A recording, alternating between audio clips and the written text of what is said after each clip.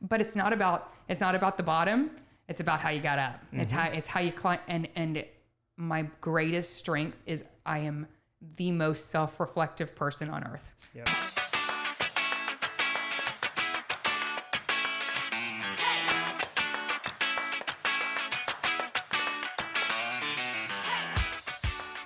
Welcome to Because Adulting is Hard podcast, where we bring light and a fun outlook to everyday life situations and struggles.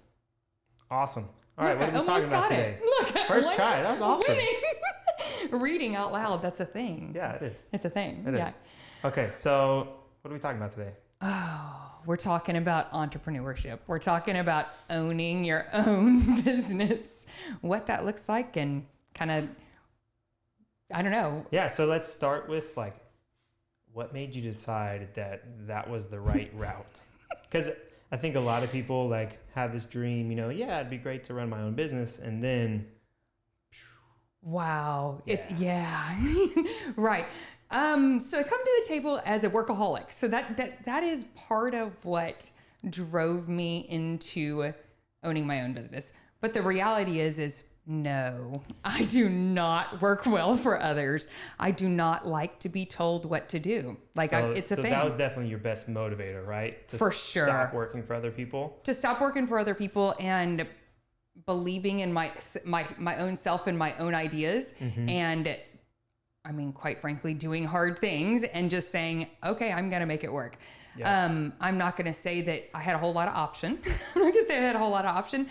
I had a great administrative job. I got myself in trouble by kind of backing myself in a corner and not being able to hold myself accountable for staying calm and rational and not exploding, because that's my thing. It's a thing. It's a thing. And so it resulted in me not having my contract renewed and really just having to self-reflect and say, you do not work well for others. Yeah. So I went on to, my husband so kindly agreed to let me pull my retirement and all in.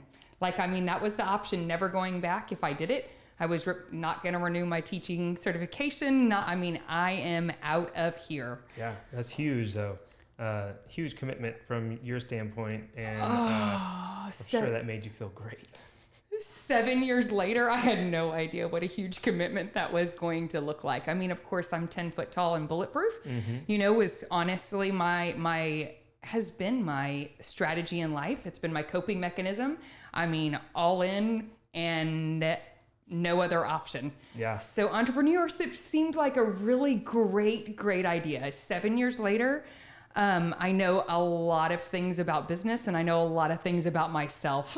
So maybe let's talk about, what was the first thing that really you can remember that was just wow, this is not as easy as I thought it was going to be? Oh, the first thing was just the sheer amount of hours. Yeah. I had young children. My kids would... The beauty of the scenario and part of how I sold it to Clay was that my store is literally zoned to the same school that my kids would go to school. And I'm like, they could ride the bus to the Funky Monkey, honey. it will be great. I'm going to have two young children at the store. They were I would think second and third grade. Mm-hmm. And so all of those things combined together in the beginning, it's a lot. Yeah, I'm sure. So maybe let's talk about what makes it so awesome. You're still doing it, obviously, right? You haven't quit yet.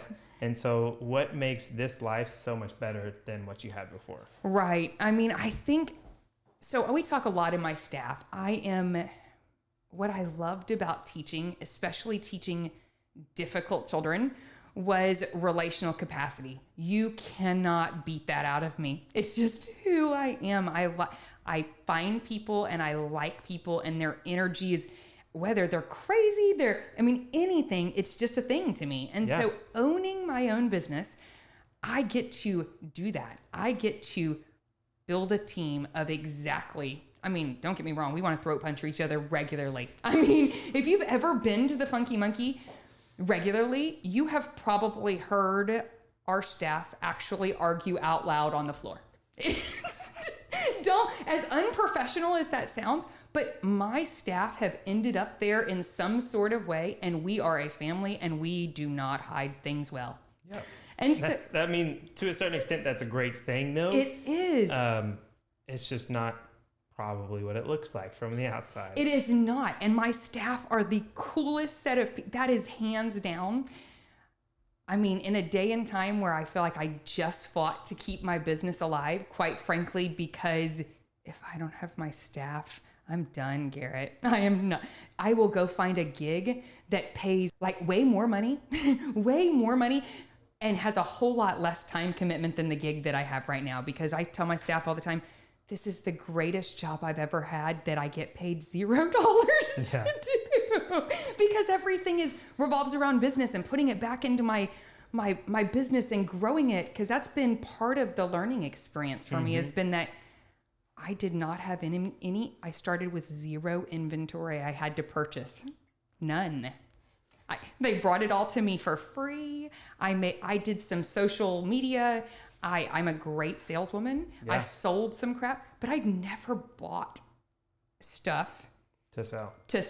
Yeah. But I did know you could take a loan to do that. You could get some money, you could take a loan, you could buy them. Yeah.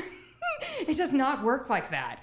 And so along the way I learned, and this staff that I have with me, they have learned with me. They have each made a place in the store, and they come and they work hard. And that is my greatest strength, is my work ethic. Learned from, I started working very young, out of necessity, very, very young, out of necessity. And what time did you start working at? I babysat from very, very young. Probably 10. Wow. Yeah. I had my first paying job at a place at 15. Like, I got a job at Splashtown. I cleaned toilets. That was my very first job. My parents were military. Yep. And after that, I got a job at Retama Race Park. It was the first place that I served alcohol. Nice. and it was great. Learned what tips were, probably. I learned that you could make a whole lot more money on tips than you could cleaning toilets. And so that was my introduction to the restaurant world. I worked that through college, always good at sales. But I just worked and worked and worked. And I honestly when I went to college, I didn't even know I was going to college, Garrett. If I'm being honest, I followed a boy. Don't laugh. I did. I followed a boy. It happens. It happens. My parents were not, to say we had an unhealthy relationship is an understatement. And so I followed a boy, had $100 that I saved, no driver's license, no nothing. Ended up in teaching with Clay, my loving husband. Can you imagine all of this every day? Yeah. We joke that he had an undergraduate double major, a master's degree, and 1 semester of law school that were equivalent to how much undergraduate school that I did. Really? Yeah, because I didn't know what I was going to do. I knew that I couldn't afford to live on my own if I didn't keep taking student loans. I could physically not work enough and go to school to independently live. And so that is a episode for a future video for sure. For sure. Yeah. We want to come back and talk about that. And so from there I ended up in teaching because I thought, I like little kids. And I really had no idea what I wanted to do. And I needed something that I could get a cash check. Like, as soon as I left, I'll teach wherever. Yeah. I'll do whatever. So teaching was my thing. Entrepreneurship is everything that I love to teach. In teaching, you get to have your own kingdom, your own domain. My kids knew all of my quirks. They knew the way that I liked things. I trained them to do it. It was great. It was stressful, but it was rewarding in that. Administration, not for me. That's working with a lot of people. It's working with a lot of people, and I have an ability to see systems, and what I don't have an ability to do didn't until I owned my own business. Now I'm learning I did not have the ability to articulate and believe that my plan and that my idea was valid So I would just do it anyways. And that doesn't work well in school administration. I can see that. Right. I mean, it's not really a forgiving place on ask for forgiveness instead of permission. So when you end up in your own business and you own your own thing, you get to learn real quickly that the buck stops with you. Yep. Good, bad, and indifferent. And it adds a whole nother complexity of it to me even when I started and it was me and one person, when you start adding a team of people that it takes to run your business, it changes you from I am a business, but I also run business. And the responsibility of that is very different. So we're going to talk a lot in this podcast about leadership and team building that I learned. I intentionally joined a roller derby team in this process to be a teammate, not to be a leader. Yeah. To play the role of a teammate. Interesting. Right. So entrepreneurship has taught me so many things about myself, because at the end of the day, I am a highly capable leader.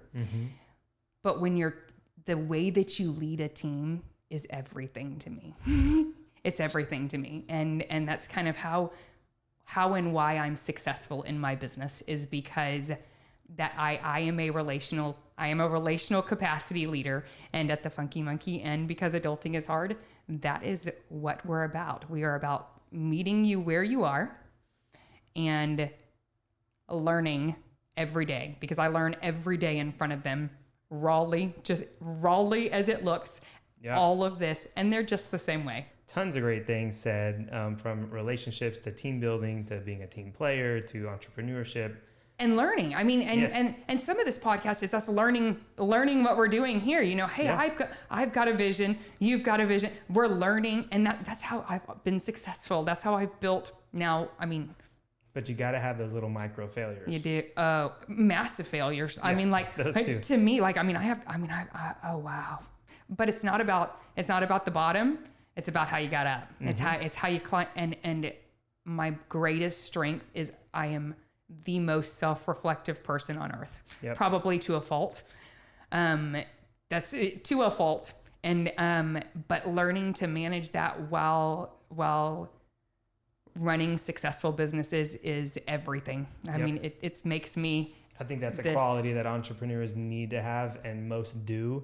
And that's probably one of our biggest strengths and downfalls at the same time, because we can really rip ourselves apart and doubt ourselves, but then we see it's working and we see what's happening, and you go with that gut feeling and you just keep doing it. Do hard things. Yep, we exactly. Say it all the time. Awesome. So thanks for listening, and don't forget to share this with someone who would benefit from this podcast. Shut